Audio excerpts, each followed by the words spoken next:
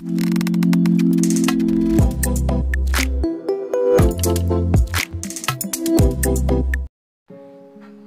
मित्रांनो, कसे आहात? बरे आहात ना? मित्रांनो, कुटुंबात हे अनेकदा काही लोकांचे वागणे आपल्याला इतके खटकते की आपल्याला त्याच्यामुळे खूप दुःख, खूप त्रास असते। पण असा स्वार्थी लोकांचा त्रास करून घेण्यापेक्षा तुम्ही त्यांना समजावून सांगा। जर सांगितल्यानंतरही कोणीच समजून घेत नसेल तर सरळ त्यांच्यापासून तुम्ही स्वतः लांब जा, कारण आजच्या काळात नाते पुन्हा जोडले जात नाही। असे करणं म्हणजे स्वतःच्या पायावर स्वतः कुऱ्हाड मारून घेणे होय। खोटं बोलणारी माणसं खरी बोलू शकत नाही आणि खरं बोलणारी माणसं कधी खोटं बोलू शकत नाही। लोकांचे रंग सड्याप्रमाणे असतात, परिस्थितीनुसार स्वभाव बदलत राहतात। ज्या गोष्टी तुम्ही सहन करू शकत नाही त्या गोष्टी तुम्ही इतरांसोबत करू नका। स्वार्थाने नाती तुटतात, त्यात थोडेसे प्रेम घातले तर ती नाती पुन्हा जोडली जातात। स्वार्थी माणसांवर विश्वास ठेवणे म्हणजे आपल्याच पायांवर दगड मारून घेण्यासारखे असते।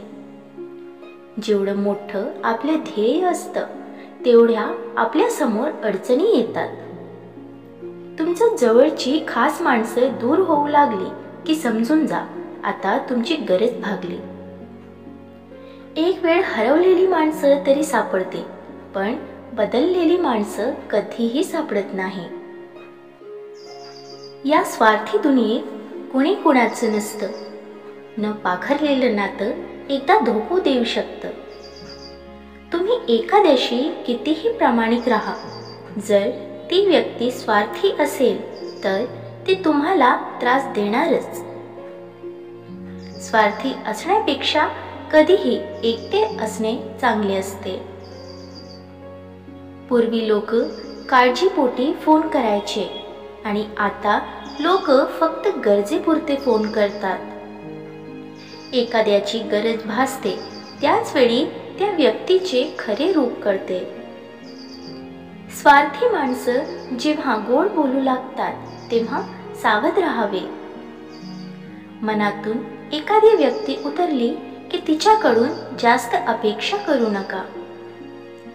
स्वार्थी दुनियेत कोणीही कोणाचे नसते आणि न पारता जोडलेले नाते हे कधीही टिकत नसते।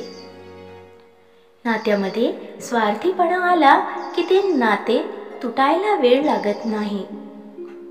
स्वार्थ सोडला तर माणसाला आनंदही घेता येतो आणि देताही येतो। काम असल्यावर गोड गोड बोलणारे आणि सलाम ठोकणाऱ्यापासून सावध राहा। माणसं फक्त गरजेपुरती जवळ येतात आणि गरज संपली की निघून जातात।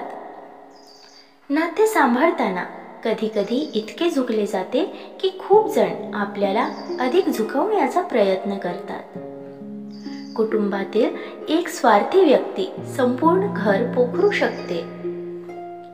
स्वार्थ असावा तो घरातील लोकांमध्ये नसावा। एक वेळ गोड बोलू नका, पण घरातल्या घरात स्वार्थीपणा करू नका। केलेल्या प्रत्येक गोष्टीचा कारण हल्ली अनेक जण तू काय केले असे विचारतात। इग्नोर करायचं असेल तर करा, पण काम असेल तर पुन्हा येऊ नका। डोळे उघडे असतील तर स्वार्थी व्यक्ती पटकन ओळखता येतात। जीवनात दुसऱ्याला नाही तर स्वतःला बदला, कारण त्यातच आपला फायदा असतो।